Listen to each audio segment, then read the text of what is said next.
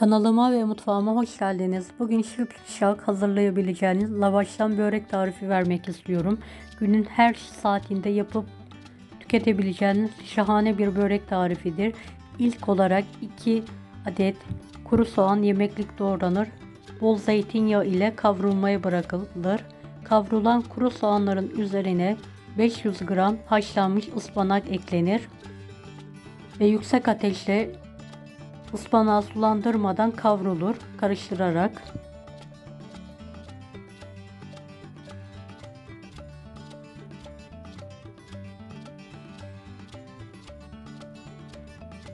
Bir tatlı kaşığı tuz serpilir.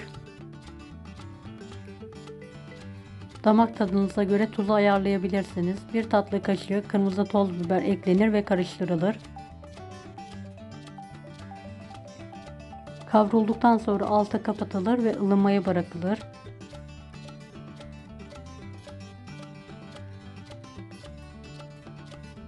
Bir paket lavaş ekmeği ortadan ikiye kesilir.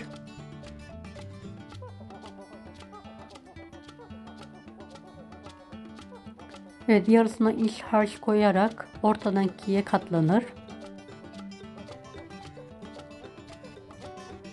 Evet, tüm lavaş yufkalarını aynı şekilde iç harç koyularak şekil verilir. Dilerseniz daha farklı iç harçlar da kullanabilirsiniz. Kıymalı, patatesli veya lorlu da kullanabilirsiniz.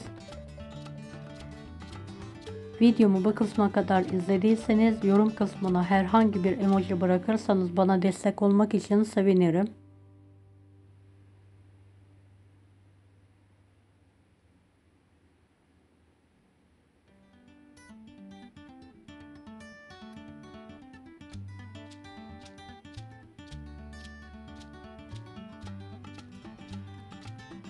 Evet, lavaşlarımı şekil vermeye devam ediyorum. Büyük bir tavada yağ ısıtalım.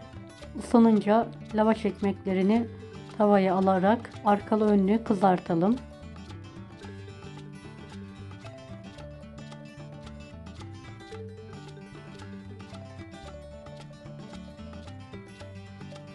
Evet, kızaran böreklerin ters çevirelim ve diğer taraflarını da eşit bir şekilde kızartalım. Gerçekten çok pratik ve lezzetli bir tarif. Mutlaka denemenizi tavsiye ederim. Ramazan'da iftarda veya sahurda da yapabilirsiniz. Yağsız olmasını istiyorsanız tost tavasında veya tost makinesinde de kızartabilirsiniz.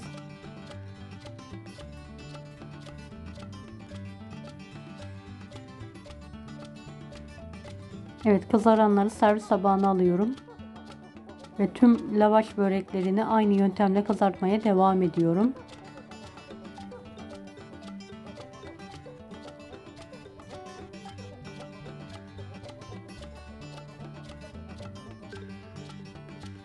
Evet, böreklerim ikrama hazır. Gördüğünüz gibi çıtır çıtır kızardılar. Kanalıma ücretsiz abone olmayı unutmayın. Bir dahaki videolarda görüşmek üzere.